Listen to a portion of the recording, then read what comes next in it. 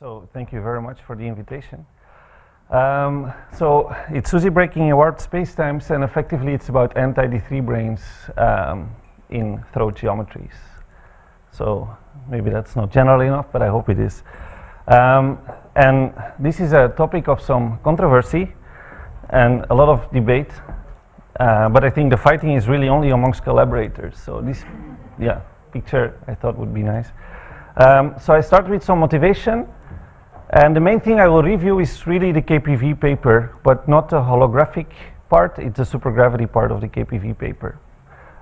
Then I give a historical review of the backcorrection computations that have been done, and with a focus on the singularities. I initiate a discussion about resolution from brane polarization, but this is really Stanislav's topic, so I'm just going to do a warm-up. And I end with some general remarks in case singularity is not resolved. I should also say this talk is not completely unbiased, but I've tried as much as I can.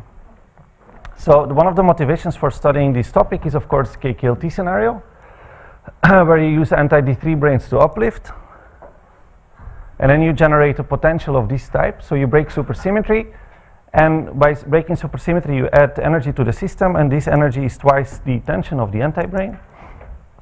And if you're in a warp throat, you can warp it down exponentially, so that this is a tunable uplift term.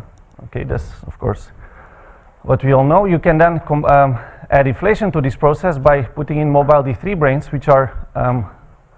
which move towards the tip of the throat because they feel a force. That was a KKL MMT paper. Then, of course, you can use this for holographic dual to dynamical supersymmetry breaking. And last not but least, this has been recently used to try to construct microstate geometries for non-extremal black holes. The difference there is that you don't really use anti-branes, you use flux tubes. And the idea is something like you have an extremal black hole, which has a throat geometry.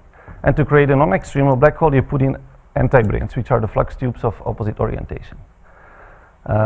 This is actually also part of the fuzzball program. So some people that claim that there is a bias, concerning the landscape, the same people want this to work. So, I don't think there's any bias. So what is important for this talk is that there are two decay modes for, at least two decay modes for anti-D3 branes in a warp throat. One is, of course, what you know in the closed string sector from the KKLT paper. If you uplift, you can always decay through this classical barrier to a large volume and to the supersymmetric vacuum, right? By the way, there was recently a paper by Junghans describing what the effect is of this backcorrection on this picture by KKLT. What I will be focusing on is what you could call, roughly speaking, the open string decay channel. And I will explain exactly what this potential will be, okay? This is really the potential that describes the annihilation of the branes with the fluxes. This is a different process from moving to large volume, but it could actually be related, okay? And this has been debated because of the singularities found in the backcorrection of anti-D3 branes. So this will really be the main discussion. So let me, review some basic things which probably many of you know. So we start with, as a toy model, with the Klebanov-Strassler geometry, and this is, of course, in ADS-CFT. This was, the dual to a confining supersymmetric gauge theory, and we use this as a local approximation to a warp throat in a compact Calabi-Yau. Okay, so this should be fine for studying the local effects of anti-branes. And of course, when you do holography, this is the thing you have to study. So these geometries, this is a cone geometry. So here is a radial direction, and there is an S3, and there's a shrinking S2. So at the tip, you still have a finite S3. And this geometry is supported by non-trivial three-form fluxes. So you have the F3, roughly speaking. I mean, what I'm saying here is valid at the tip. So you have the F3, which is filling the S3 here. And then you have the B2, which is filling the contractible S2. This is sometimes called the B cycle. So you have an H field. So B2 is just the 2 form. So the H3, which is dB2, extends also along this direction. Okay. we typically combine these things in the complex three-form G. And what is known is that you can support these geometries with an imaginary cell of dual three-form flux. And supersymmetry adds some extra requirements to it, namely it has to be primitive and it cannot have a 0,3 piece. So the important numbers to remember about this geometry are the flux quanta. So with M we will denote the number of Ramond-Ramond three-form fluxes, which is really the thing, the quanta here if you like. K are the non-trivial NS&S three-form fluxes, or you can also say it's minus K depending on the orientation. So this is the A cycle, this is the B cycle, which involves this guy and the radial direction. And then of course we have the total number of colors if you like. This is when you integrate the 5-form up to some distance, so this thing can actually depend on the radius. So there's an effective number of colors which can be related to the, to the cascade in the holography. So as I said, this is due to a confining supersymmetric gauge theory with these are the gauge groups. And the radial evolution, of course, reflects the RG cascade, which sends n to n minus m at each step. What's important is that the size of the finite S3 tip is determined by the fluxes, and the whole point is, of course, that you can exponentially get an exponential hierarchy, right? And this is what is important also for, if you want to make sure that your SUSY breaking is under control. So the idea of KPV was to actually break SUSY by introducing P anti-D3 branes at the tip. So the reason they are at the tip is because they are dynamically sent to the tip. If you put the anti-D3 branes here, they feel a force and they will always go to the region of highest warping because this is where their energy is minimized. So this is a very natural thing to do. And then you require that this number P to be much, much smaller than the number M, and M was the three-form fluxes here, and it also determines a bit the size of the S3 here, right? And there are two reasons for assuming this. So one is that you like to ignore back reaction. Of course, we will not do so in the talk, but in the original motivation, they wanted to, of course, be able to say that back reaction is not relevant, and that's a necessary condition. But the good thing is that this condition is also necessary for creating the metastable state. In the KPV scenario, in this model by some of the organizers here, you do not have to assume this, if I understand it correctly. So what do also, it's a bit ambiguous to call something an anti-brane or a brane. What counts here is that the charge in the brane is opposite to the charges dissolved in the flux, right? So three-form fluxes induce three brane charges, and you want the explicit sources to have the opposite sign to the charge of the three-form fluxes measured at infinity in the UV, okay? That's what you call an anti-brane. So this practically means if there is no non-trivial, fourfold geometry, if you just, send this thing to infinity, there are no orientifolds or whatever, then you know that n, if you add p, d3 branes, we have that n measured at infinity equals km plus p. And when you add anti-branes, you have n equals km minus p, okay? And this is relevant for trying to understand the point of KPV. So the point is that if you add anti-branes, you could say, well, I just go back here and I look at my number n here. So you would say, okay, this could be related to the Klebanov-Strasser gauge theory with the following gauge groups. I just replaced n by km minus p. And if this is true, then it should cascade down. This is the last thing it can cascade down to, this gauge theory in the infrared. But then this, if this is true, then this corresponds to a supersymmetric solution with m minus p d3 branes and k minus 1 units of H flux. But we somehow expect to have broken supersymmetry. So the way to understand this is that you should really see this as the endpoint of a decay from a metastable state. So the claim by KPV is that if P is much smaller than M, you should really think of this as the endpoint of a decay of a metastable non-SUSY vacuum, where there were no M minus P d3 branes. So you can roughly call this, the lifted baryonic branch of the Klebanov-Strasser gauge theory, because when there are no free d3 branes, then you call it baryonic branch. If there are free d3 branes, this is when your gauge groups are Higgs, you call it a mesonic branch, okay? So this is our claim, and I will review how you get to this. So I like to really focus on the charges to repeat the story and from a different point of view by just looking at the Bianchi identity, okay? So this is the Bianchi identity for the 5-form. And as I said, you integrate here, you get the number of 3-brane charges, so that you see there is charge dissolved in flux and there are explicit 3-brane sources. And the point of KPV is that when these fluxes drop 1 unit, and I will explain how they actually can materialize into this. So there is kind of a reaction that sends these guys to these guys, okay? So how does that work? So we have the total number of charges is the total number of charges dissolved in fluxes, and D3 branes and anti-D3 branes. So we start out with this setup. We have Km here, and we have minus P here, and 0 means that there are no D3 branes. Then KPV says, okay, let's say for some reason, K drops 1 unit. Okay, that means that we have, this is the amount of charge dissolved in fluxes, but then we should have kind of M D3 branes. So what happened is that, you know, flux materialized into D3 branes. This is really what KPV is all about. And of course, it sees these other P anti-branes, so they decide to annihilate together, and they form M minus P D3 branes. So this is a supersymmetric endpoint, yeah? This is a supersymmetric, this is a mesonic branch, if you like. And the metastable state is saying that here, you know, we have something metastable. So how can it be metastable? This relies on brane polarization. You can call it a Myers effect. And another effect this relies on is the fact that this thing can drop 1 unit. This is nothing but bubble nucleation, or you can call it a Brown-Teitelbaum effect. So it's the interplay of these two effects together that the claim is that you can create a metastable state. So let me quickly review the Myers effect. I guess most of you know it, but let me still review it. So there's a close analogy with vacuum polarization in electrodynamics. So we have a neutral vacuum. We switch on a strong electric field, and charges go up there. So you pull out of the vacuum, charges going in one direction, charges going in the other direction, so that you create a dipole, which has net no charge. So Myers told us the same can happen in string theory with DP branes. So you have a certain DP brane, you know it's magnetically charged with F8 minus, under F8 minus P Raman-Raman flux. But the claim is that if there's also magnetic F6 minus flux in the background somehow, as part of your supergravity solution, then there is a possibility that this DP brane becomes a fuzzy DP plus 2 brane. Why?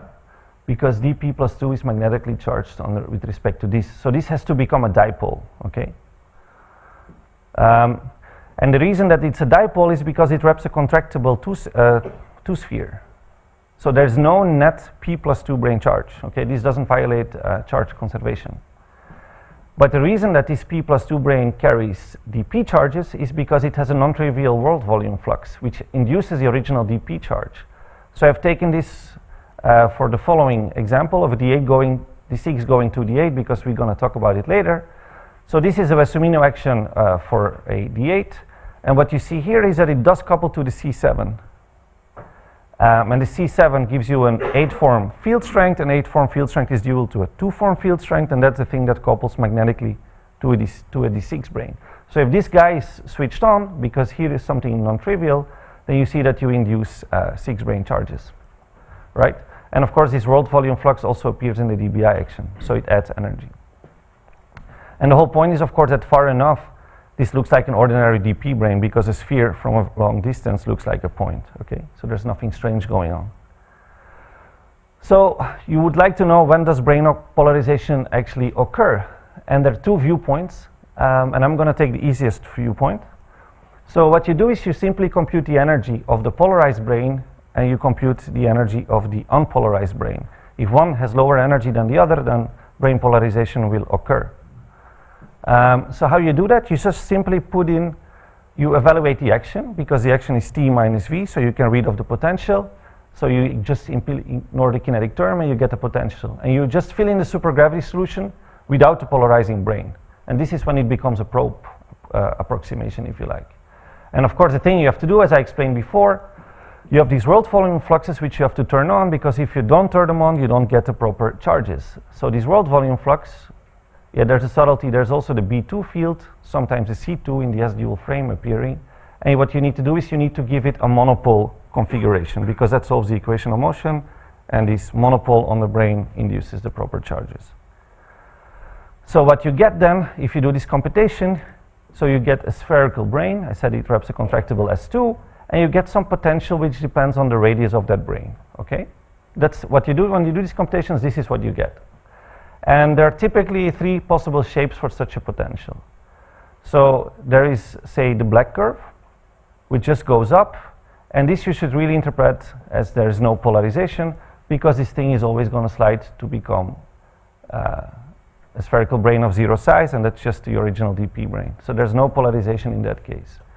What you can have is that you can have the orange curve, and you see that at a finite distance there is actually a minimum in the energy, and then you say, okay, there's a metastable state, and this is, or a stable state, can also be stable, and this is a brane that has polarized to a finite radius.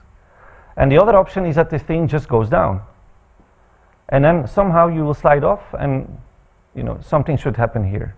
And that we will discuss what that's going to be. And that you would call somehow an unstable state.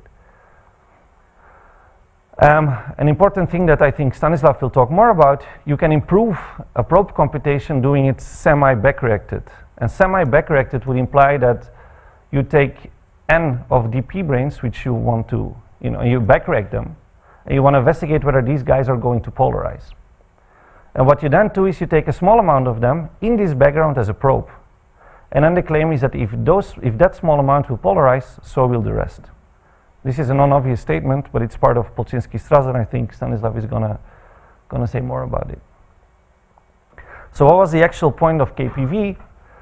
Is they realized, okay, there is this polarization process going on, and what happens is if I go back to my Klebanov-Strasser throat, there was this non-trivial S3 at the tip, and an S5 brane can actually polarize there because you have the proper kind of fluxes. You have a B field there, and so if you have P anti-D3 branes here, there is a B field going up. So basically the B field, well, creates an NS5, if you like, a spherical NS5, and it feels a force upward. Okay, it pushes it upward.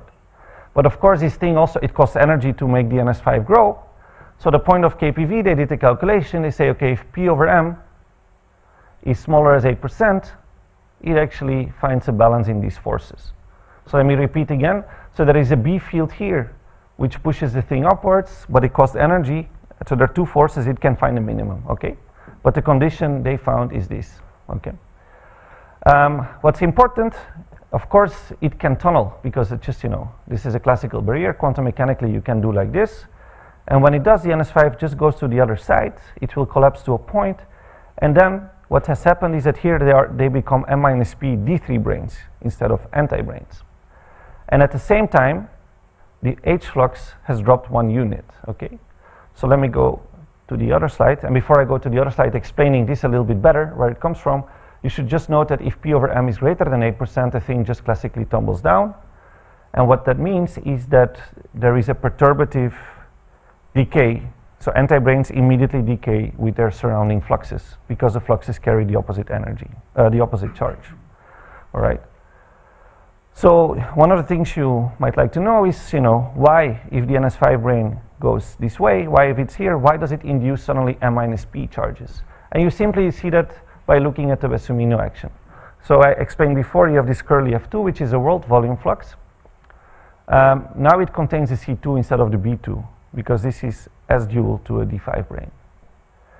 So of course, originally we had to put this monopole charge here. These are the P anti-branes.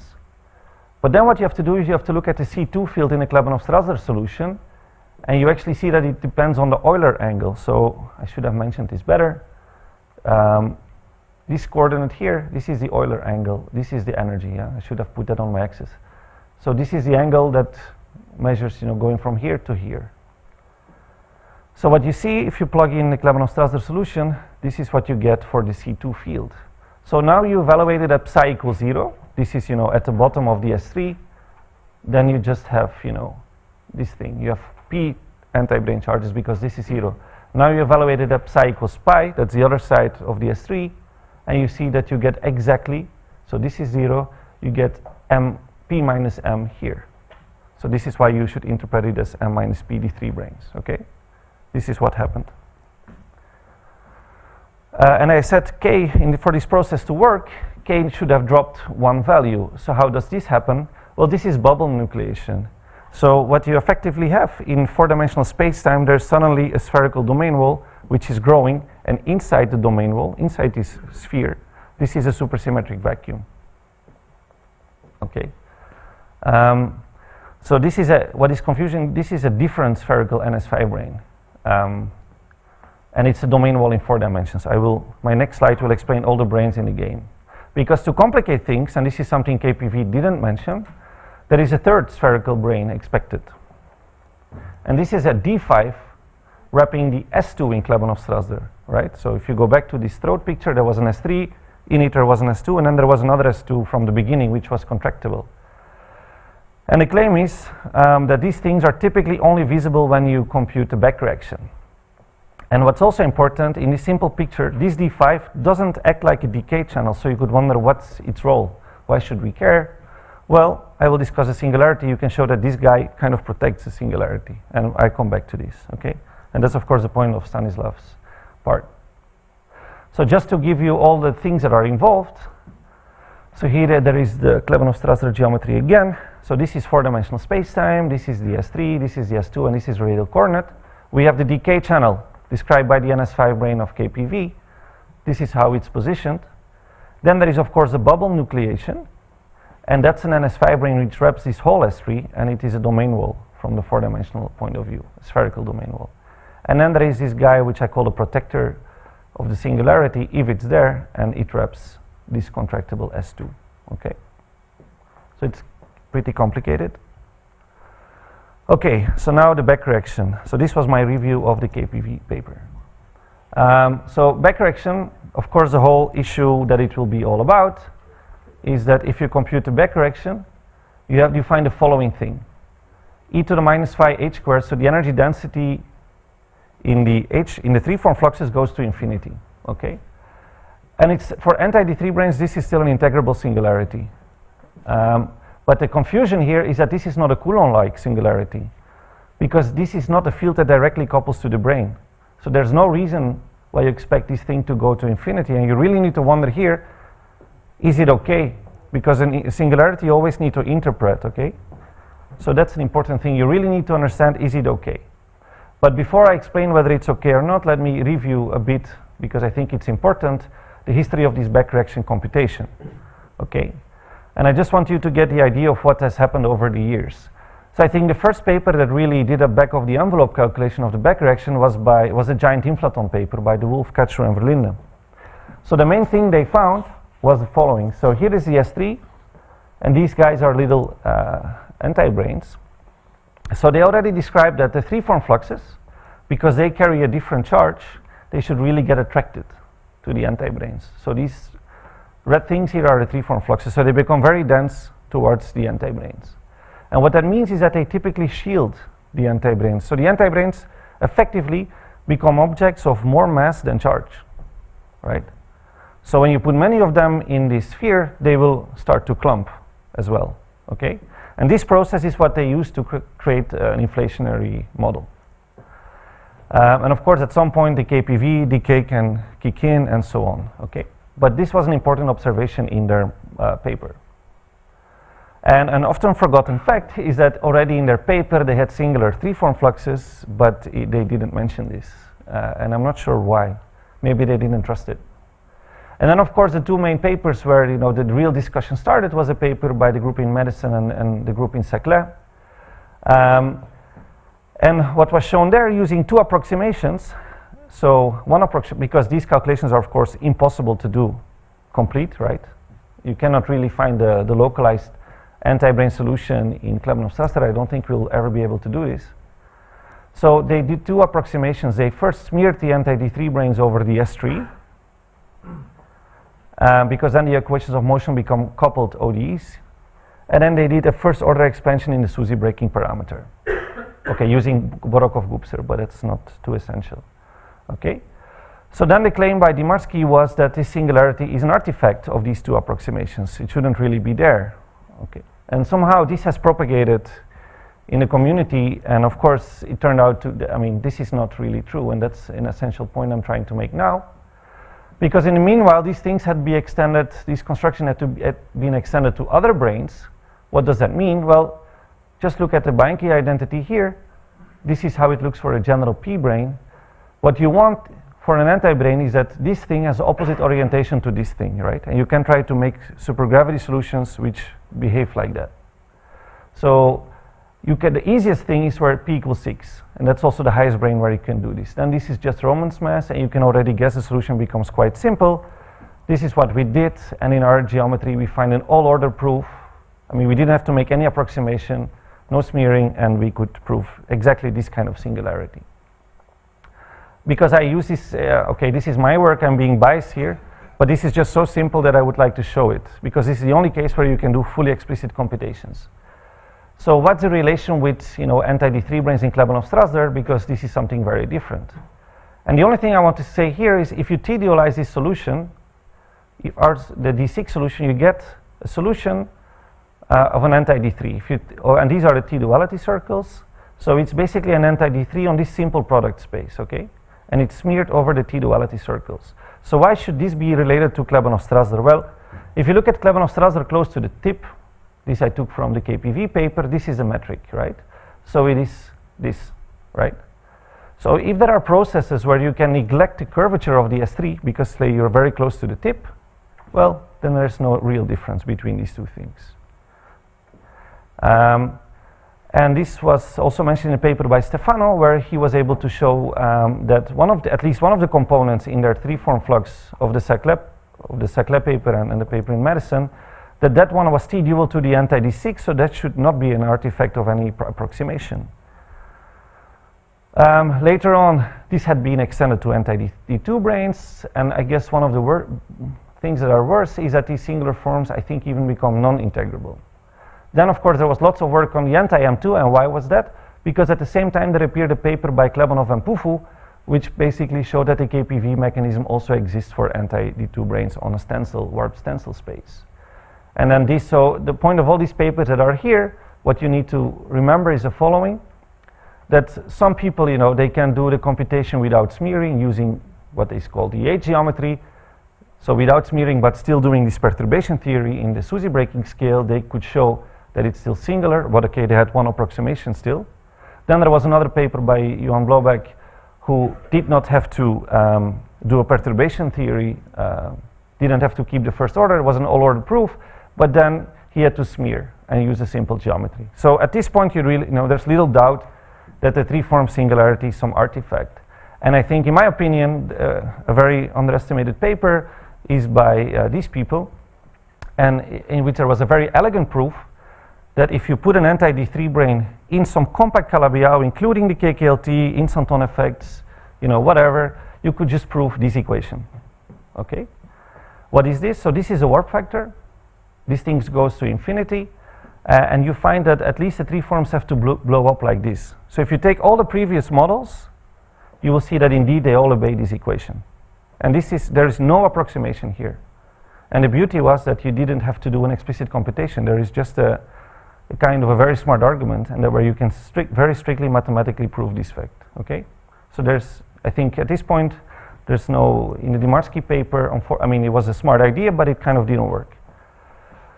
So then you could wonder is how bad is the singularity, and there is an argument or a criterion by Gopser, which was really formulated in the ADS-CFT context, and the main point of that criterion is the following: that if you add finite temperature to the brane, of course you create a finite temperature horizon.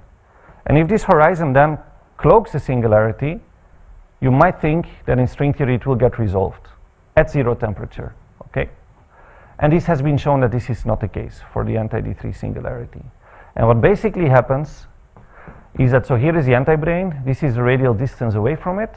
This is very sketchy, my apologies.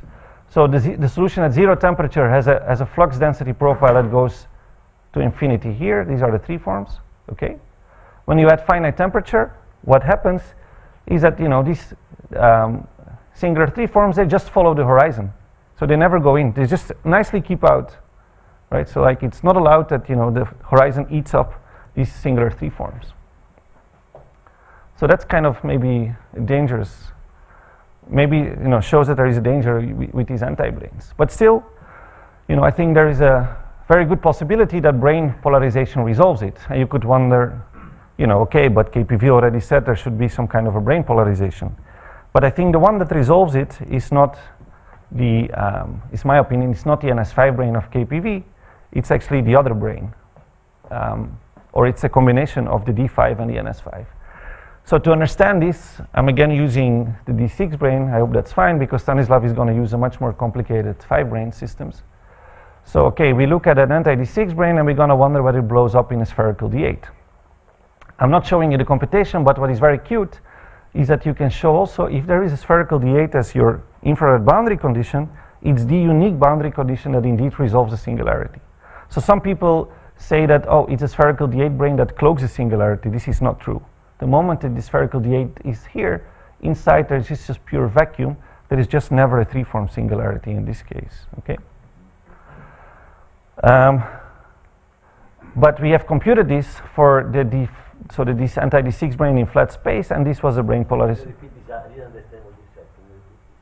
Yeah, sometimes it's being said, or that's my impression, that if brane polarization occurs, you get a spherical brane, and that somehow the singularity would be still inside. That this is a cloaking of the singularity. This is not the case. So what you can show is that, of course, the 3-form fluxes become a bit bigger here.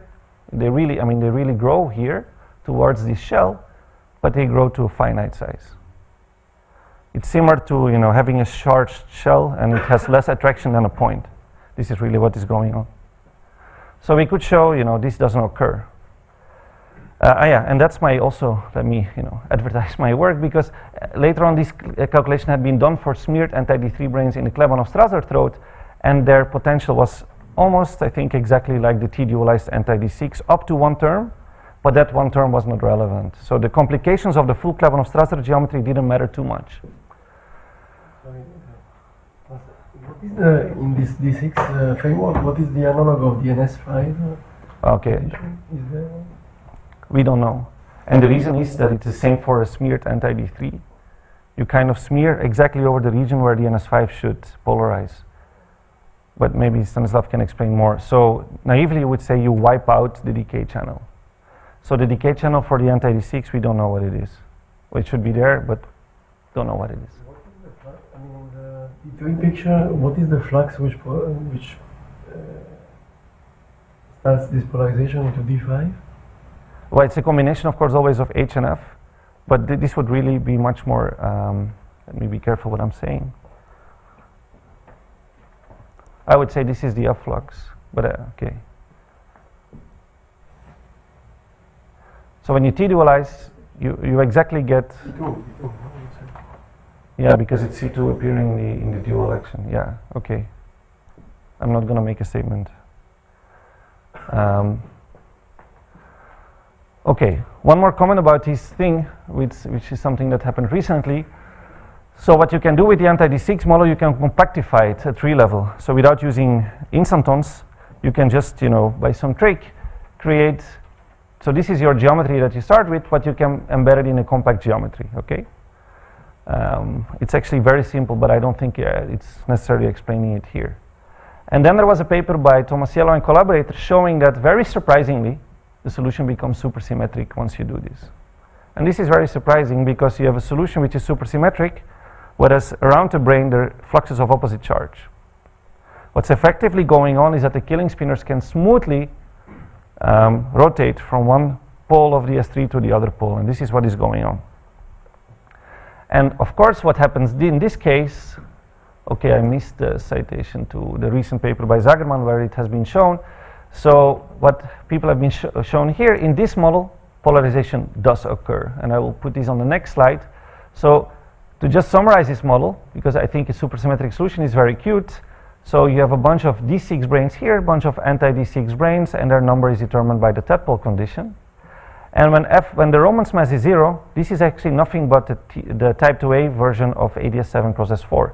So in the S4, you can take a trivial U1, you can compactify to type 2A, and you get this solution with Romans mass equal to 0. Okay, so this is nothing but the M5 brane.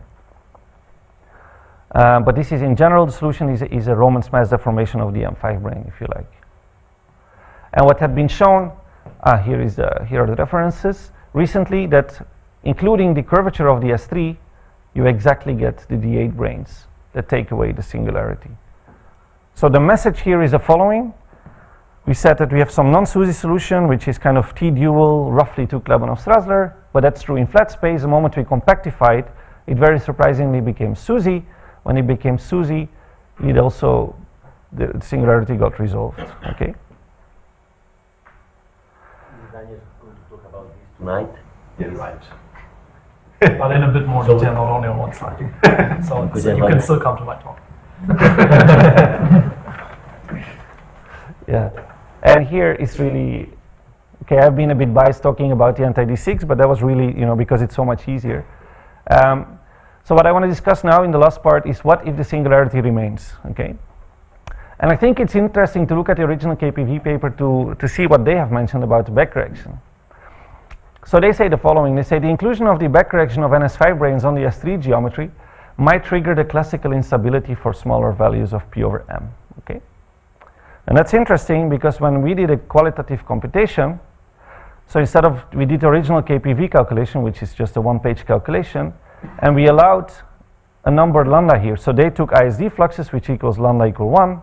What we did is we said, okay, as was described also in the giant inflaton paper, these fluxes really clump.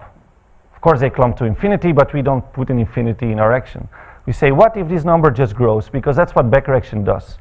These fluxes, the charges dissolved in the fluxes go bigger. What happens? Well, if you calculate the potential, this is what happens. You lose the minimum. So I think you got the authors. Yeah, that's not the, oops. That's Ulf, of course, yeah. My apologies, Ulf. Right. So this is what happens to the KPV potential. So let me just give you the intuitive picture because I think it's so trivial that it's very easy to understand. So this is the anti-brane, and the blue stuff is the surrounding three-form fluxes. So of course, what happens is that these three-form fluxes, which really carry, because this is blue, it means that they carry opposite charge, they really get sucked into the anti-brane, right? And imagine now that you are the anti-brane, and you see suddenly all these D3 branes coming towards you. It's of course natural that you're gonna decay or annihilate with them much faster than in case you assume that the anti-brane doesn't backcorrect and this is just homogeneous three-form flux. So I think it's very difficult to argue against the following trivial fact that if you backcorrect the geometry, then the decay should at least be triggered much quicker. I mean, please tell me if you can disagree with this because I would like to understand. And the only thing we say, well, we find that it goes to infinity. Doesn't this mean that the thing is immediately unstable, okay? That was my bias. And before I end, I have some philosophical statements that I like to make, which is also very biased. So let me remind you of the idea of the flux compactification program. The idea, I think, was really to evade the Dine-Seiberg problem, right? So the Dine-Seiberg problem tells us that typically vacua can exist, but we typically there typically exist at strong coupling where we cannot do a computation. We cannot do a trustworthy computation. And the point of fluxes is to create somewhere, a classical piece of energy that allows you to be somewhere in between and where you can hope that you're at weak enough coupling to trust your calculations and to find a calculable vacuum. So the point of the flux compactification program should really be about, let's try to argue there is a vacuum which is completely under control, right? So what happens now with these anti-branes is that we find so far, but the picture could still change, let me be fair, the resolution mechanisms fail, right? And then it will be claimed by many people that the resolution is probably there, it's just beyond supergravity. That's fine, this could happen, Maybe it's alpha prime effects. I think this is a bit of wishful thinking, but who knows, it could be correct. But in the end, what counts for me is that this is Dine-Seiberg in a different form. You're again sent to strong coupling, strong curvature. So the original aim to construct a calculable vacuum, we kind of lose it, okay? So this is the last slide. Let me give I think, a funny example in biophysics. And my apologies for the wording, okay. So I just want to give you an argument that it can be dangerous to sometimes argue there's a lot of vacua and that we should get in string theory what we need. And because something like that happened in biophysics. And you can actually show that it's not so good for the progress of science. So one of the example here is what they call phyllotaxis. It's the science that studies the growth of leaves on a plant. So leaves, they grow in a helical structure upwards. And what people notice is that they exactly obey the golden, the different angles between leaves obeys a golden ratio. It's very, mathematically elegant. And of course, this is also for the distribution of seeds on a sunflower, right? And this has people, a long time ago, they wondered why this beautiful mathematics is there.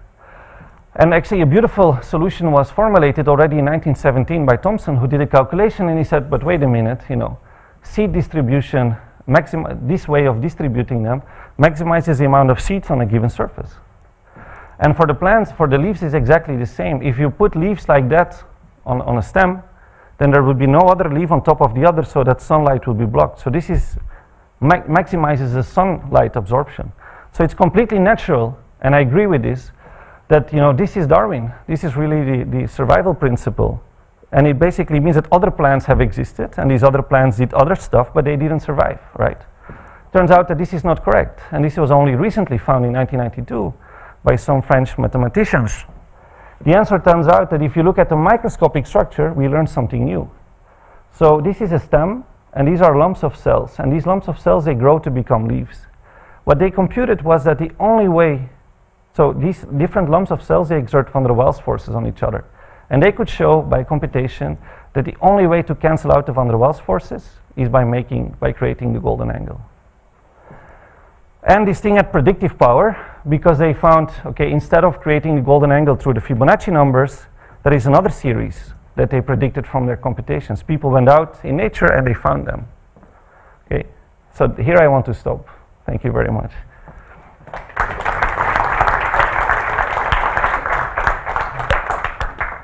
If you don't mind, we might postpone questions to the discussion session and go on.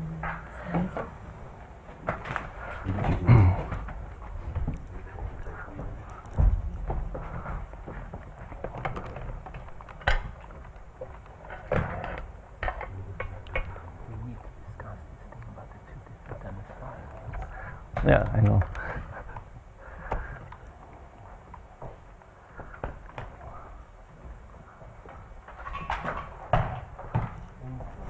No.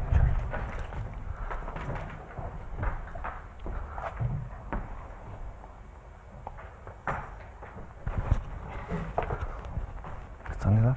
You need this. Double screen.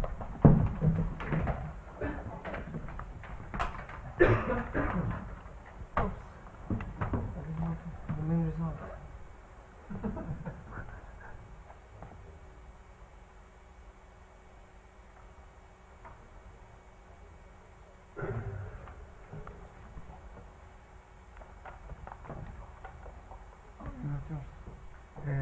That's talking. Can I start? I think it's installing. No, probably still installing. Because You can use the let's say point. this is the point, and this is where all this complicated. Yeah, this is the point. This is the point. Yeah. This is Point the- stuff? Ah, You pocket is fine.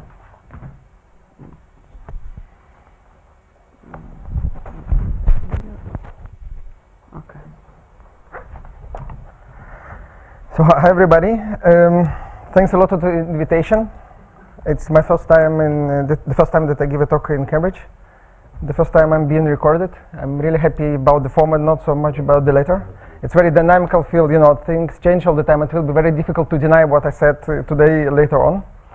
So let me also apologize because I completely, almost 90% avoided citing other papers, basically because Thomas did very good work by citing almost everybody. So I just decided to cite people that are here in the audience, and I will take care of the rest later on. So this is the second part of the talk. So what Thomas told us today, he told many things. He basically covered 90% of what we had to do. Now I have to go into details. And so this is what he said, many things. And this is a very short summary. And and I just want to focus on something very specific. I want to focus on Polchinski-Strassler. So I just, I woke up this morning and I just reviewed again the talk, and it looks kind of weird because 50% of what I'm going to tell will be review of Polchinski-Strassler. So, but the thing is that, when I came to Saclay, of course, I started to read Polchinski-Strassler. It's unavoidable. You have to polarize things in Saclay, otherwise you can't really work there. And the weird thing is that, every 2 months I take this paper again and I start to read, okay, with a very clear purpose, understanding it now and forever. pinning out all the issues. And then, in 2 months I become frustrated, I throw it and then I start again, etc., etc. So at some point I decided I'm not going to read it again. I understood something, I spoke with Yosef, I have some picture, that's what I want to share. And the reason for sharing is that all of the, Thomas has been repeating, brains polarize, brain don't polarize, brain polarize, brains don't polarize. And I think if you really want to address the back reaction issues, if you want to see whether there really 5 brains polarize or don't polarize, you have to understand all the peculiarities of Polchinski stress, at least to some extent. So that's why, like, the first 15, 20 minutes, I will really, repeat the stuff that all you know well, and there are many people who don't that really experts, and, they contributed to Polchinski Strasser, contributed to the papers on which Polchinski Strasser is based. So if you're bored, sorry, but I will do it anyway. Okay, so next. So Polchinski Strasser at a nutshell, okay? It's a very short review to the introduction of the basics of, etc., etc., etc. Let's start with the gauge theory prelude. It's kind of here, it's really simple. You start with n equal 4 and you want to break it to n equal 1 star. What does mean n equal 1 star? Just take all of your chiral n equal 1 superfields and give them a mass, okay?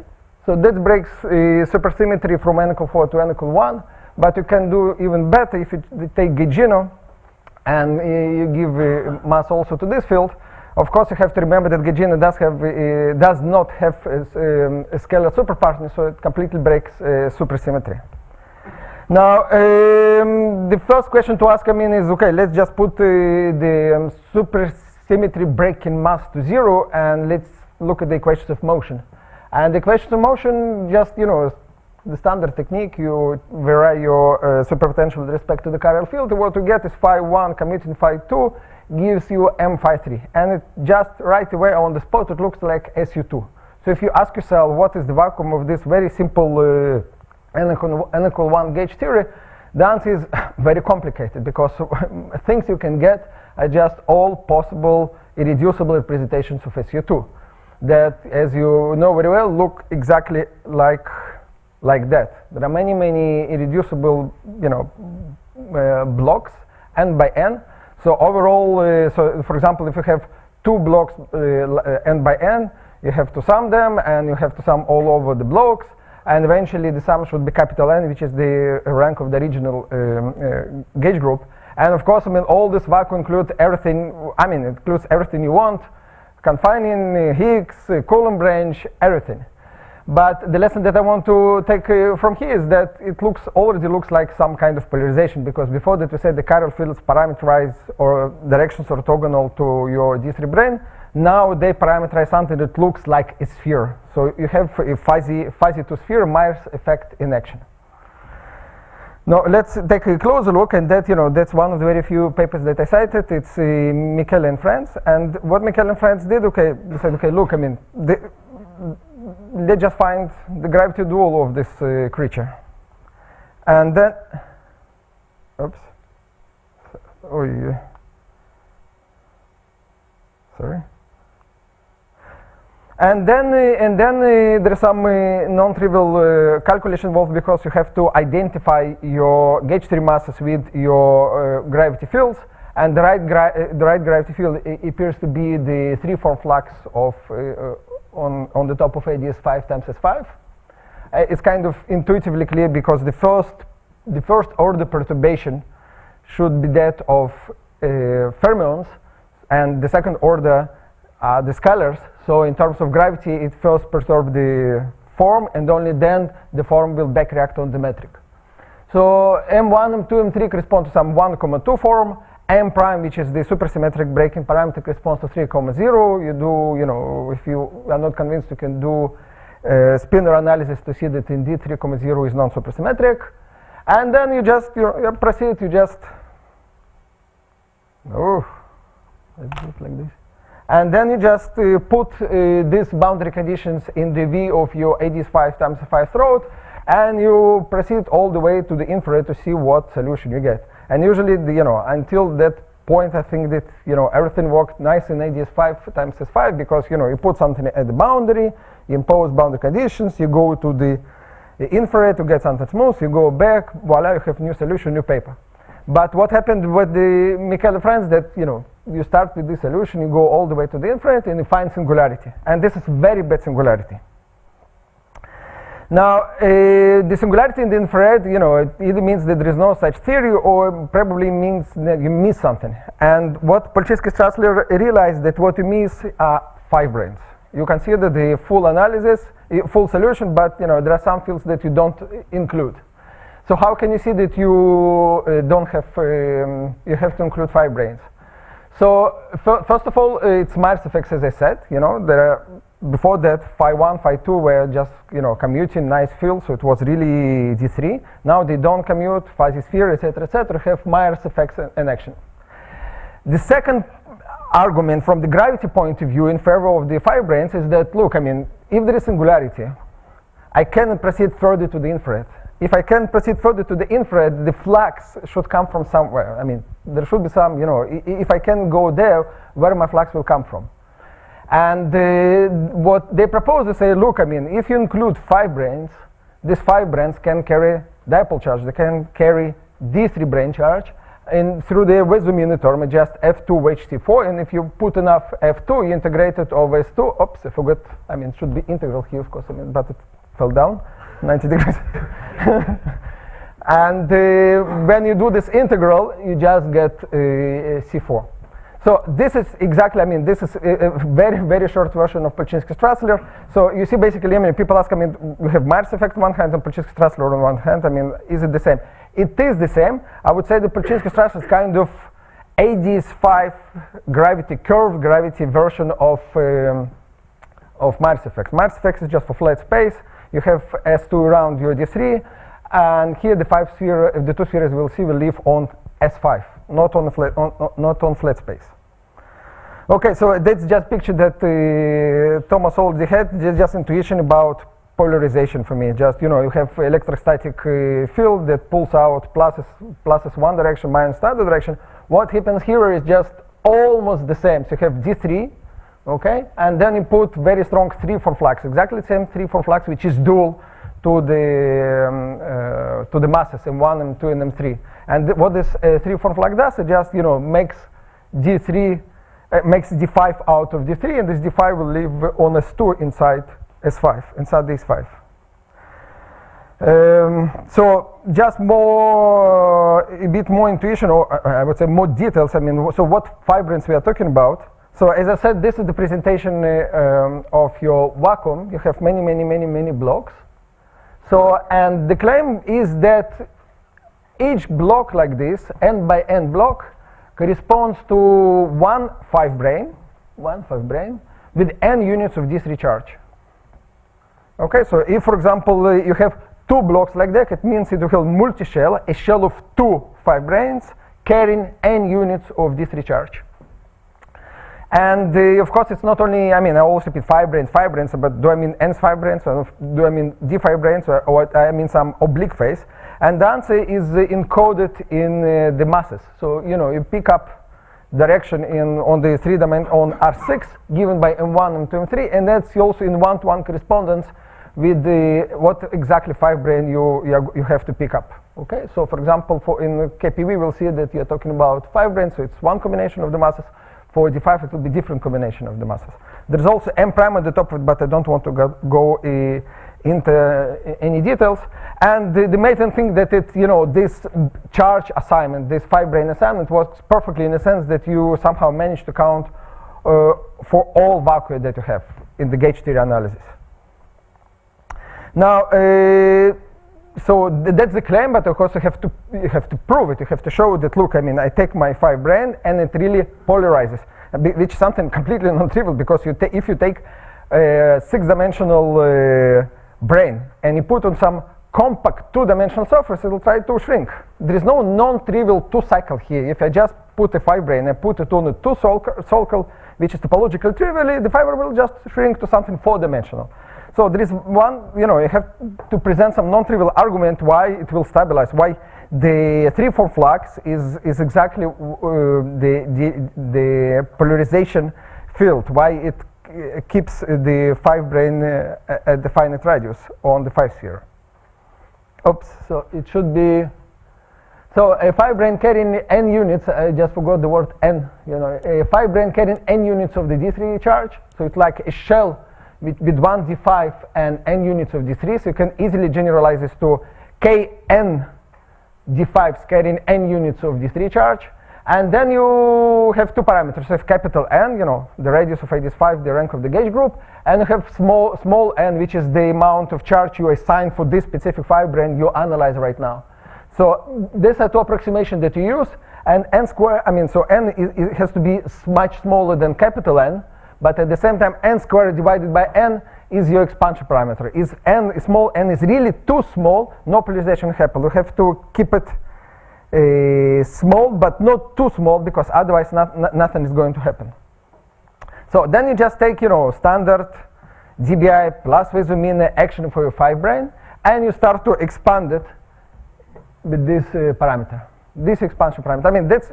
That's actually extremely deep thing, because that's one of the things that took me some time to understand Polchinski stress, because you start with conformal field theory, and then say, look, let's just consider perturbative analysis in masses. But if it's conformal, and you put some masses, it's absolutely meaningless to talk about small masses or large masses. So what is your expansion parameter? What do you mean by small?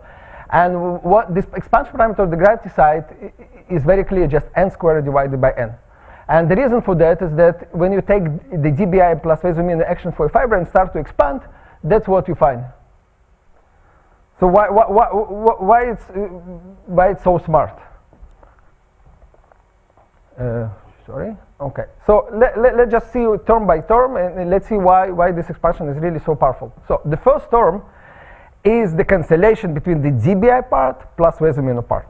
If I just take d3 and ADS5 times the fiber ground, the dBi completely cancels Vesumin. That's why I can put d3 whenever I want. It feels no force.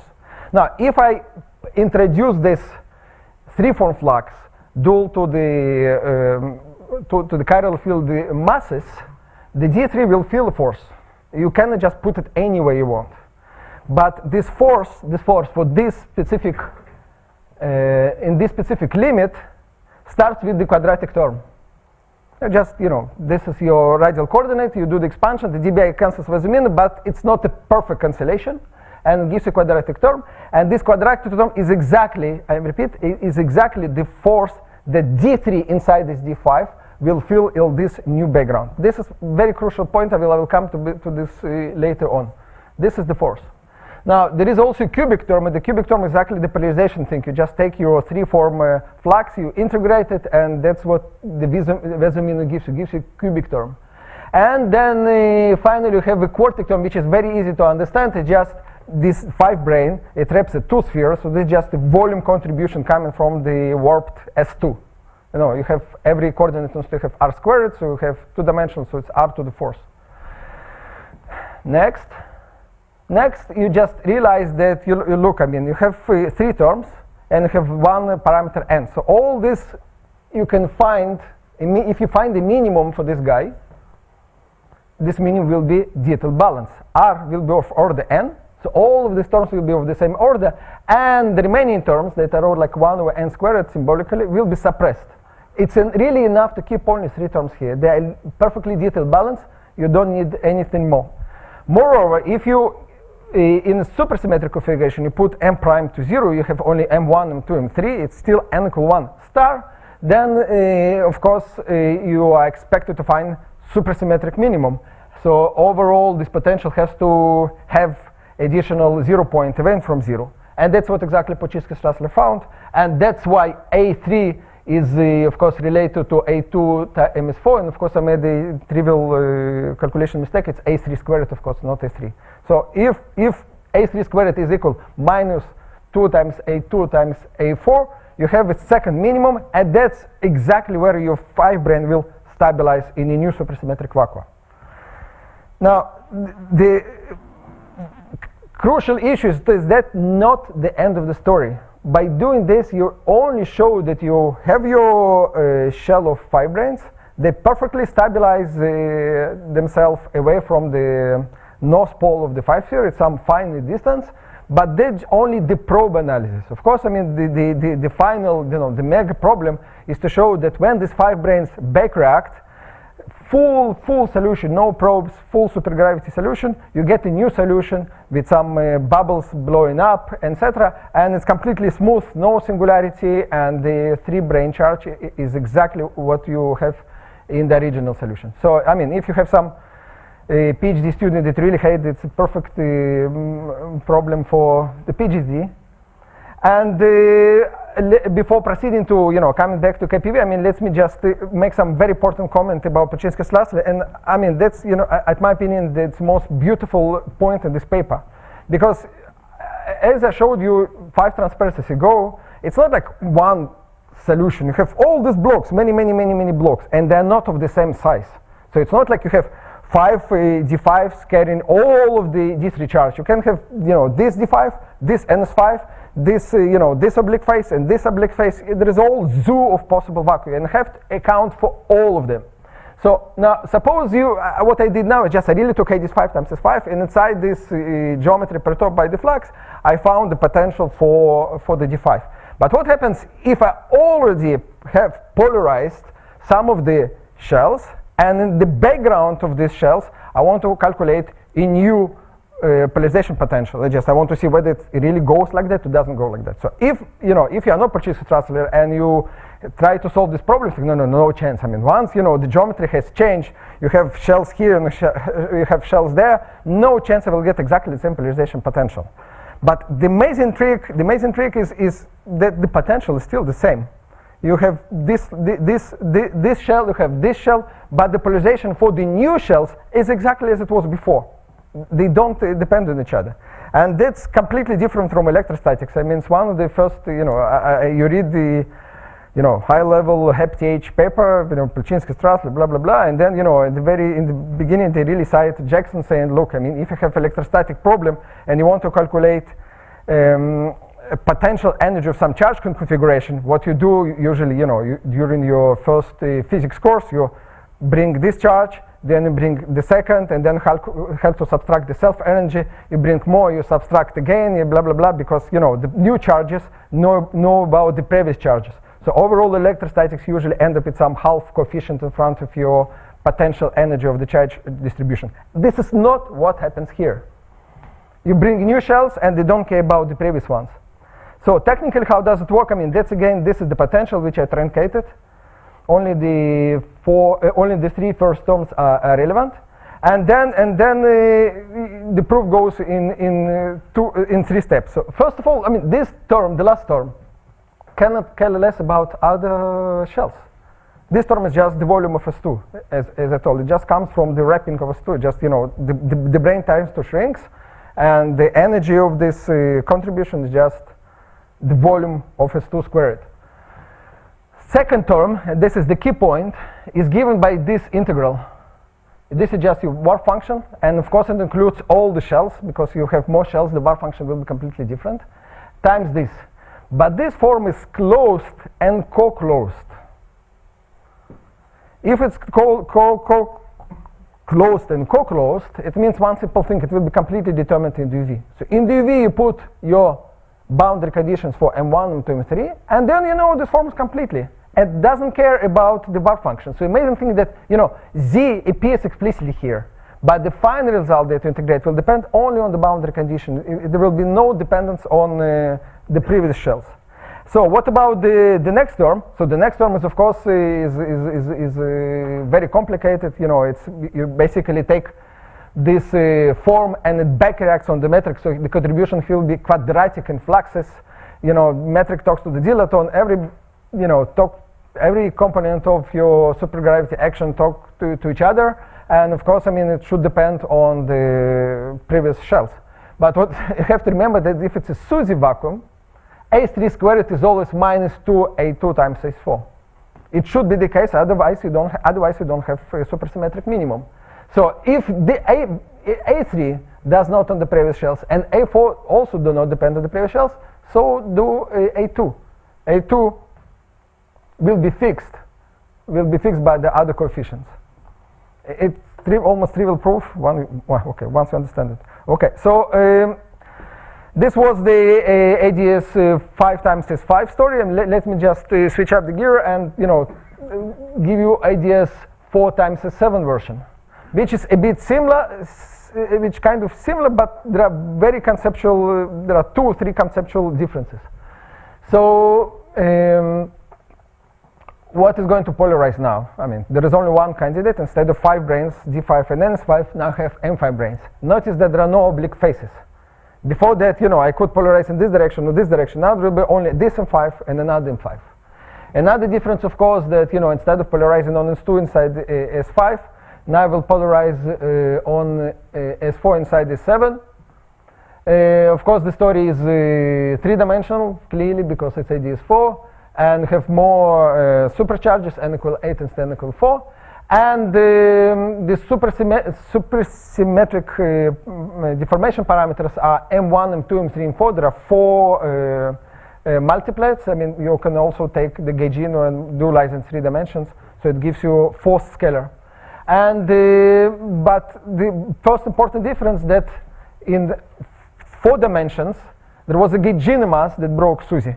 There is no analogous parameter here. You can break supersymmetry, we'll come to this point, but it doesn't come from the gaugino mass. So where the supersymmetry breaking parameter comes from is the so-called L equal to parameter. So recall that on the previous transparency I told you that, look, I mean, you have the quartic term, which comes from the warping of the S2. You have a term which is cubic, which is linear in the flux, and also have quadratic term, which is, you know, fluxes squared. I mean, the fluxes squared talk to the metric back reacts, blah, blah, blah, blah, blah, blah, blah. Now, the SUSY breaking term in 3 dimensions only comes from this metric perturbation, back reaction of the metric. It has nothing to do with the fluxes. And in terms of the metric, it also has to take very, very particular form. It just corresponds to all L equal to harmonics, namely traceless harmonics on R8, on the orthogonal space. That's the only allowed supersymmetric breaking term. Let's proceed.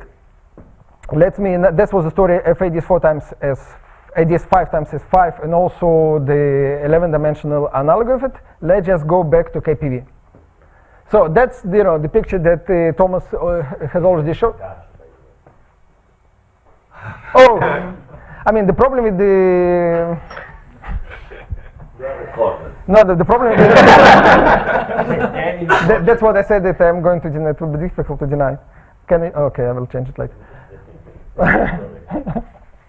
I mean, the problem is that you are so used to Klebanov-Zeitlin, Klebanov-Strassler, Klebanov, then comes KPV and also Klebanov-Pufo, and then you realize that, you know, KPV is the only one that somehow doesn't match it.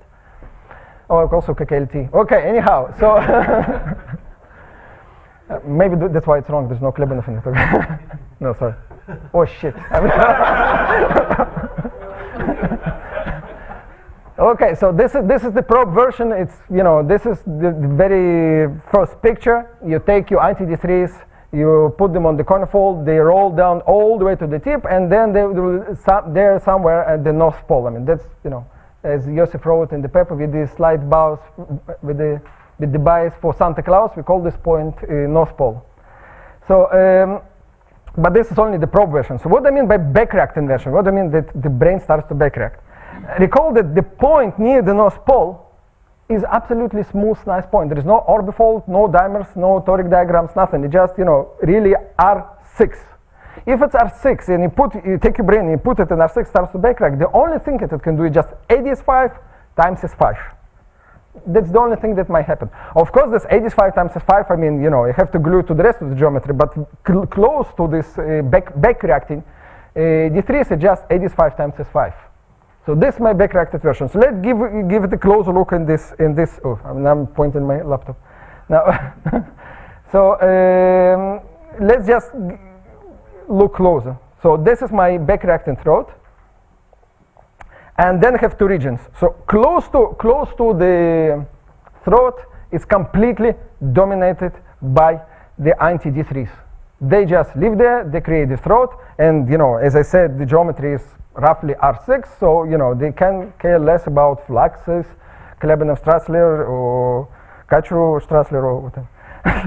And then you have another region just asymptotic Klebanov-Strassler solution with imaginary sort of dual flux, and, you know, that's what should be in the UV. If you don't satisfy this condition, you don't get metastable state in the very same theory. asymptotically, no non-normalizable modes allowed. Everything should be only waves on this side, deep in the UV. And then you have to glue these two solutions. You take this solution, you take this solution, and you just glue them. Now, this gluing surface is the UV of this throat. So your throat is here, and this gluing surface is the UV of the throat. And you ask yourself, okay, I know very well the construction for Polchinski-Strassler now. So Polchinski-Strassler, it's just AdS5 times S5 throat, and then I put some flux on the boundary, which is dual to the masses, and then I propagate it to the infrared to see blah blah polarization, all the stories. So where is the UV data here? The answer to this question is that the UV data that you put for this throat comes from the gluing. So if you want some short homework from this talk, there will be two. This is the first one, and the answer is that an AdS5 times S5. You do the Polchinski-Strassler exercise. You put these masses by hand. You want to put M1 equal 25, go on, do it. You want to put M2 to 0, you're allowed to do this as well. Here, you know degrees of freedom. You glue the two solutions. Whatever you get on this gluing surface will be the UV data for your AdS5 times S5 throat. The masses, the metrics, the L equal 2 mode, everything will be encoded, will live on this gluing hypersurface.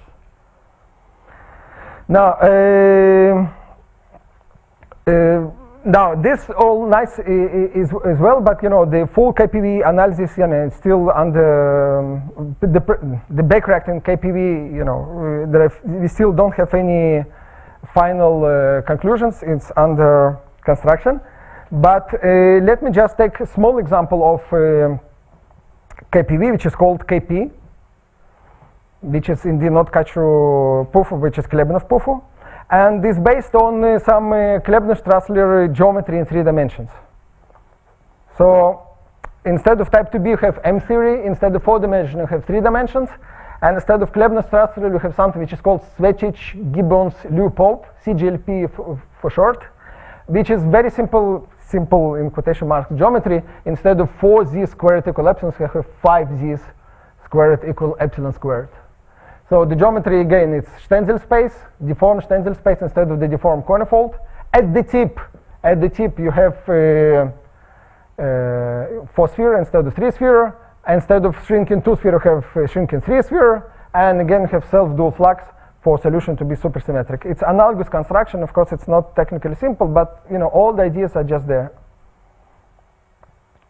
Okay, and then Klebanov-Pufu tells you, okay, can I generalize this KPV proposal for the Stenzel geometry?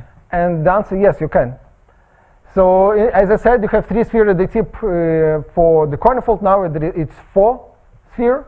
And instead of putting anti-D3s there is only one thing you can put, just put in anti-M2 there at the north pole. Okay, so the geometry you have S4 here. That's, by the way, it's very common misconception. It's not really S4 times S3 like for the conifold. It's not topological product, but you still have 4 cycles here. So you can put your anti-M2s here, and you may check using exactly the same KPV techniques to see whether this anti-M2 polarizes into M5. And the answer is yes, it does. And the potential actually looks very much like KPV. You have a supersymmetric minimum here, exactly like Thomas explained you half an hour ago, and have some metastable minimum here. Provided that the number of anti-M2s is not much bigger, and still in the probe calculation. So that's what I'm going to address. And if you ask me, why, instead of doing KPV, I'm doing some 3-dimensional model, which is, of course, it's not as interesting phenomenological, etc., etc. The answer is that, as I told you 5 transparencies ago, the polarization in 3 dimensions, the M2 to M5 polarization, is much simpler than the full Polchinski-Strassler D3 to D5 polarization. The supersymmetry breaking comes only from this L equal 2 term. There is no Gaugian, and this is huge simplification. Okay, so now let's revisit Klebanov-Pufu. So the probe version is, yeah, just, you know, I literally took the picture from the KPV slide and I put it here, replaced A3 by S4, S2 by A3, instead of INT3s, I have INT2s. Oops, and then there is a problem. Oh, okay, and then I said, okay, the back-reacted version is also just, you know, you can copy the picture, replace S3 by S4, S2 by S3, and here you have the throat. Of course, it's not ADS5 throat anymore, but it's rather ADS4 throat, just because that's what INTM2s create. And this INTM2s, I mean, they don't care, it's whether, I mean, they don't know that they INTM2s. I mean, they just, you know, M2s, they create ADS4 throat.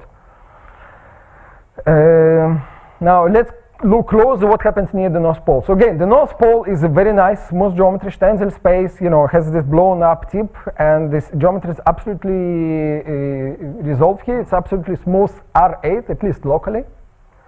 Not only that, you also have SO4 isometry. So when you have this, when the M2 starts to backreact, they can polarize in two possible directions. So one direction is the Klebanov, what we call Klebanov-Puffer direction. I will call it also this way. It can polarize on into M5, some distance away from the North Pole. Of course, I mean, my picture is not good because, I mean, this M5 is somewhere on the southern hemisphere, and it should be, of course, on the northern hemisphere. And but there's also an additional channel. That's the D5 channel that Thomas mentioned in his talk. And this M5 channel will take you INTM2 and polarize it into another M5 some finer distance away from the tip. So there are only two channels, and again, in 3 dimensions, the polarization looks a bit simpler. There is no oblique phase. There is no, you know, additional direction somewhere here. It's either here or here. That follows just from the Polchinski-Strassler analysis that Josef did for ADS4 times S7 almost 8 years ago. There are no oblique faces here. They're just Polchinski-Strassler like fact. Okay, let's go on. So again, so exactly like in Klebanov, Pearson, Kachur, Pearson, Verlinde, exactly like in KPV, you have to glue the brain-dominated region. Okay, you have to glue this region to CGLP,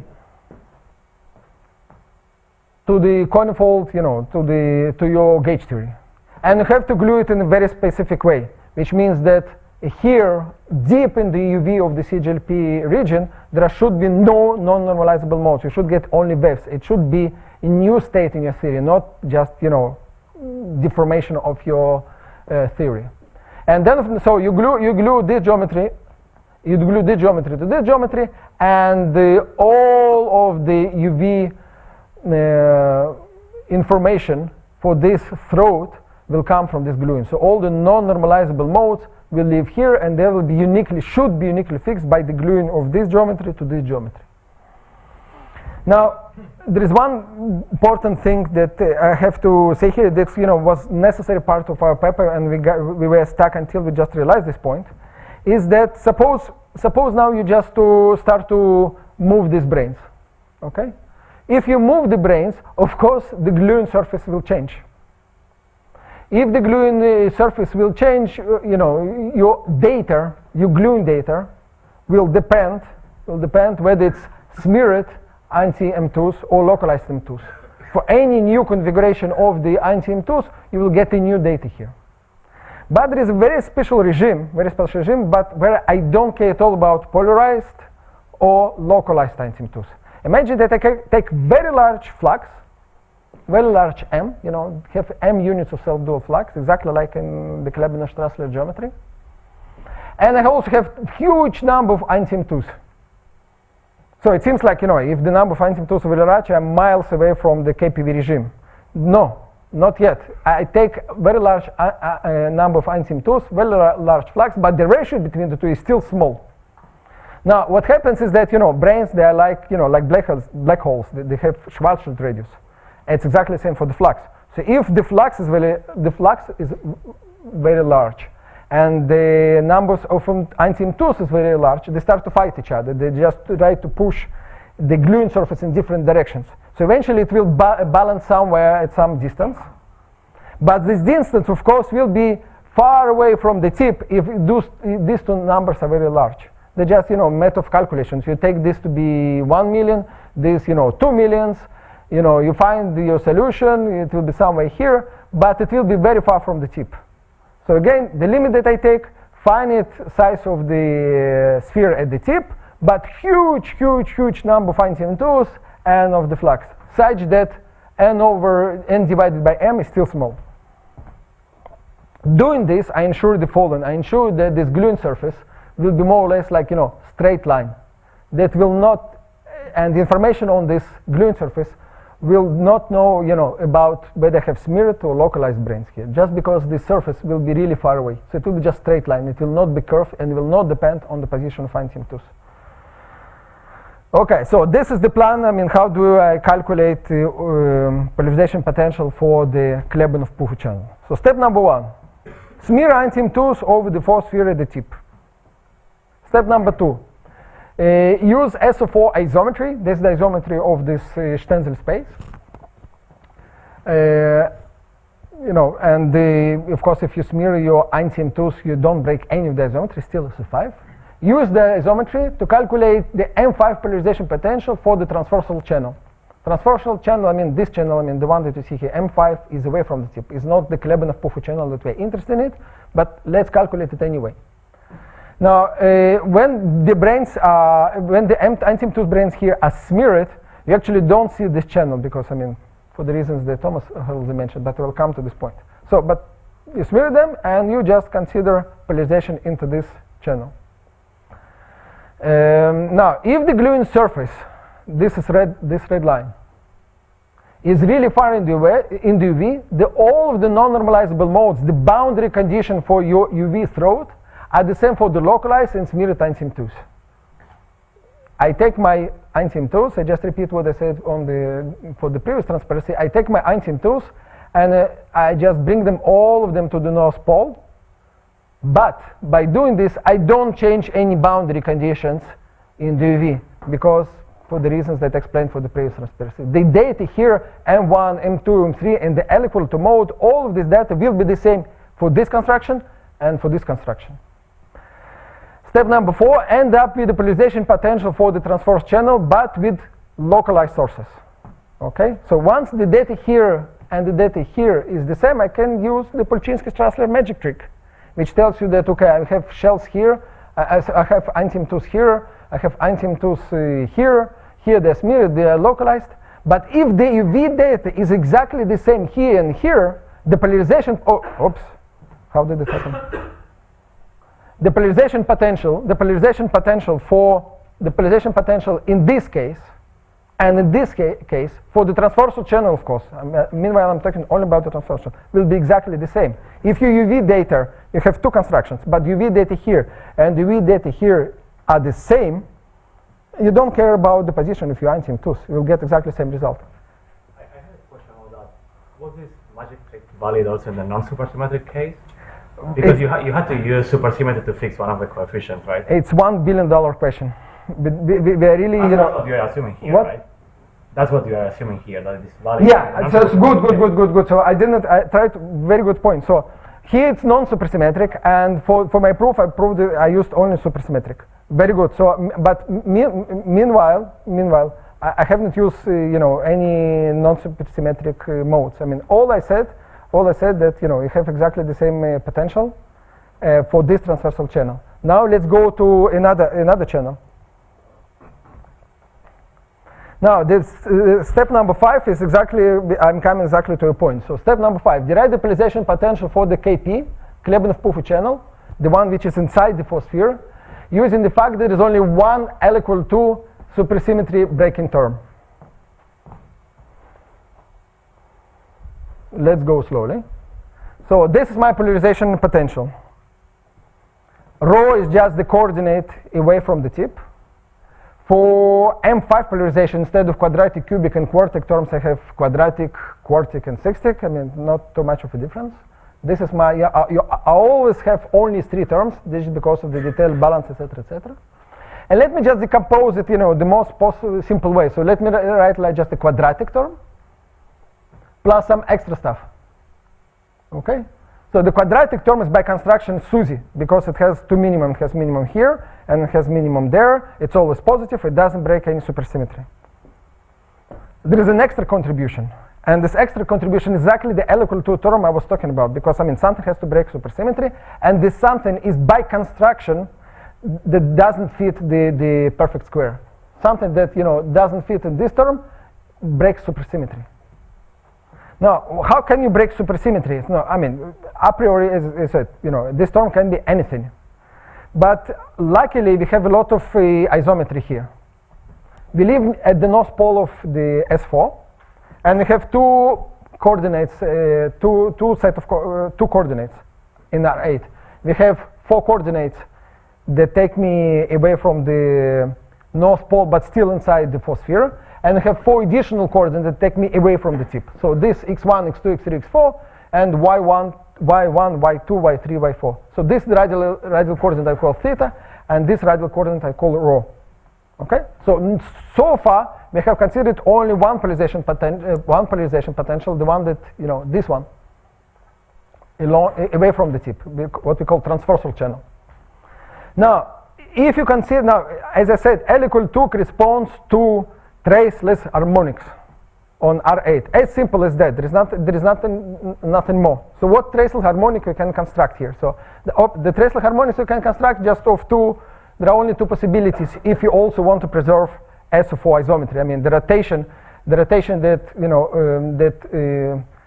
the remnants of the SO4 of the Stenzel space isometry. So this isometry rotates x and y in the opposite directions. Okay, so of course rho squared is symmetric, because you rotate x's, but rho squared, the radial coordinate, it will be the same. Theta squared is also invariant into this rotation, but it should be traceless. And the only combination that I can make traceless is this one. There is an additional contribution, which is just x times y, because you rotate x in one direction, you rotate y in the opposite direction. So it's also invariant. It's also a good coordinate for L equal 2. As you see, it's also off diagonal. But this term I don't see. I don't see it neither for transversal nor for the Klebanov-Puffu channel, just because for the first one y is 0 and for the second one x is 0. So there's only one candidate, rho squared minus theta squared. There is nothing else I can get. And once you realize that, that's, you see you have your full potential. Okay.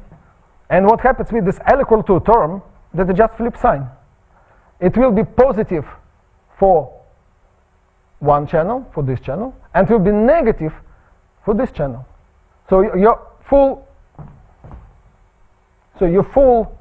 Klebanov-Puffu potential for the polarization inside the 4th sphere will be exactly,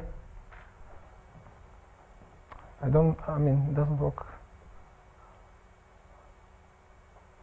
Will be exactly like before. You see, it's exactly the same full square. But now I have this L equal to a term, and I have to flip the sign. Instead of minus here, I just put plus. And then I just expand, and I get exactly the same A6, exactly the same A4, but I get a new A2, what I call the A2 tilde. And the main result of this, this recent paper is that you do this calculation. It's not that complicated as you might think, and what you get is A2 is negative. Now that's just got number. It's negative, positive, who cares? But then I have to go back to the 5th transparency. Because what we saw back then, that quadratic term is a very special meaning. Is the cancellation between the dBi and the Vesumino. And the physical meaning of this term is the force that a probe Einstein 2 fills in the back-reacted geometries of the Einstein 2s. You put the Einstein 2s there in the North Pole, they back-react, and this Einstein 2, if you put extra probe Einstein 2, it will feel a force along the sphere. And the force that we find is negative. Now, recall that in the original KPV calculation or Klebanov-Puffu calculation, the back reaction was not there. So the quadratic term was identically 0. You cannot get it until you back react. If you don't back react, there will be no force locally on your probe. Now you back react, you find this force, but you find that it's strictly negative. Now, which means that it's just tachyonic. You put in the beginning, what was the beginning of the conduction? You take many Einstein 2s, you take a bunch of Einstein 2s, and they start to back react and they polarize, blah, blah, blah, blah, blah. But now what you see that if you take the asymptotes and you put them on the top of each other, they actually repel. That's, you know, contrary to any intuition. If you just put D3s in some geometry which is mutually supersymmetric, they will feel no force. And we are used to the idea that, you know, if the supersymmetry is broken, they will attract, as I will review shortly. But here, they repel. Now, there is more to it. I mean, this is the picture. I mean, this is the back-reacted picture. What you have here, you just have ADS4 throat created by this anti-M2s in the North Pole. You put additional probe anti-M2s on the top of the back-reacted M2s. You put one probe, and it will be, you know, spit out. It will be repelled by the throat. Not something that you are used to. I mean, it's kind of strange thing. For example, if you remember at the very beginning of KPV, you know, like Thomas told you, I mean, you put anti-D3s, and before these anti-D3s start to polarize everything, they roll to the North Pole, so they go deep into the throat. Here you put anti-M2s, instead of, you know, going deep, it goes up. 2 minutes. Polarized or? Okay, so they go up. One more detail, I mean, that's, you know, about the footnote that you noticed back then, is that the full result for A2 is BF minus BK, and there are some parameters. So where do these parameters come from? It comes from the fact that I can't really glue the solution. I mean, it's very complicated technical problem. I mean, you start from the infrared region, you expand, you arrive at the gluing surface, then you have to go all the way from UV expanding there, and then you should meet somewhere in between, and then you just glue the two solutions. Second.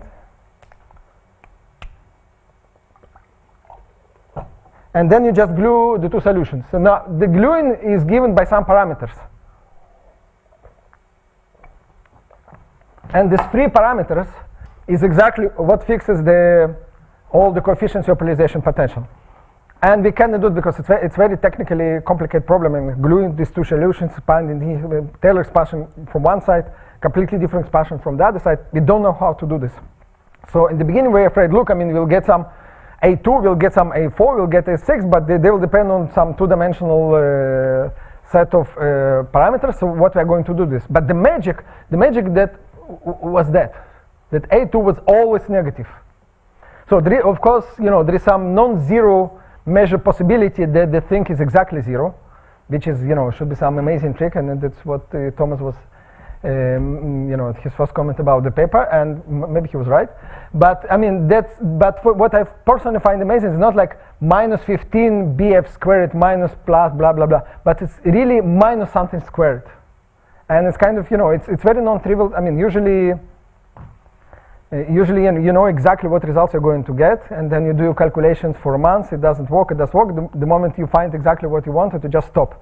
Here, just, you know, we did this calculation, we got this result right away, and, you know, I checked it again, but, you know, it's very simple calculation, but that's what you find. Now, interpretation. Now, before we started, we compared.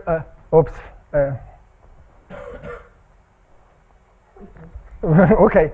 So before we start again, I want to mention 2 things. So first of all, we found only leading terms in the polarization potential. We didn't find the full thing. I even didn't mention, you know, the azimuthal coordinate like Thomas did. I mean, didn't mention the sphere. So the reason is very simple, because I just consider the near source expansion, near the North Pole expansion. Second thing, we assume that M and the number of anti-M2s is very large.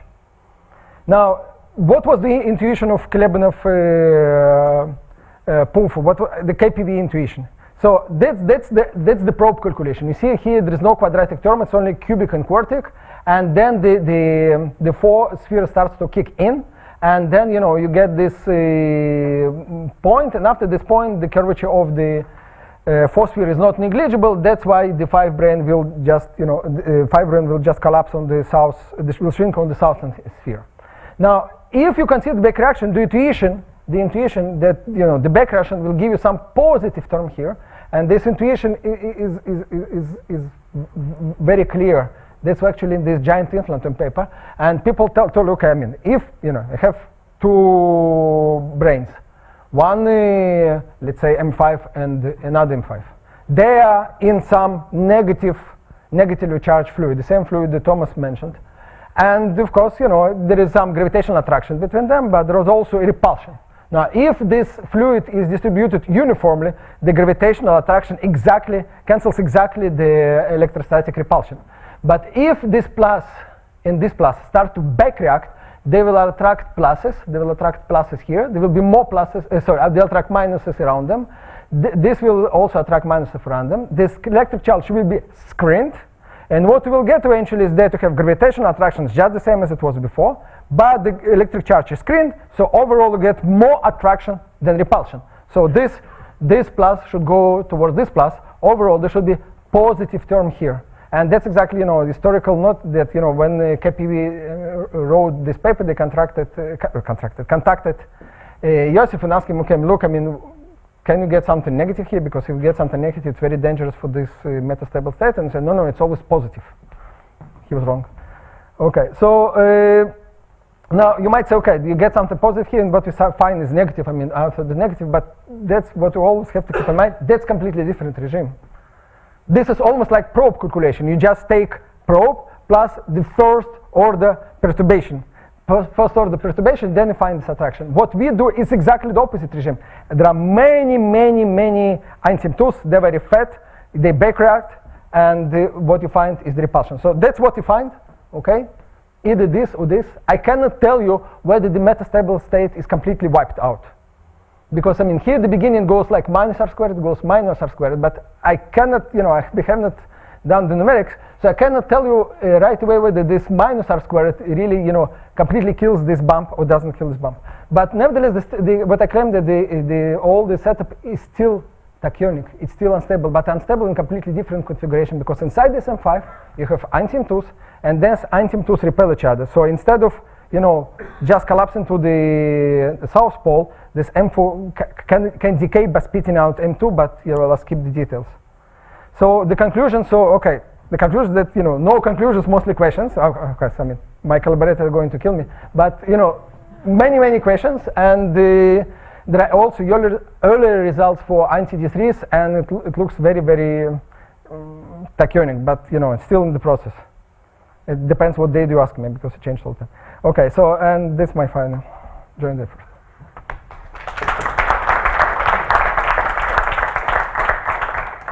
Okay, now we have the coffee break, and we meet here at 11. Discussion.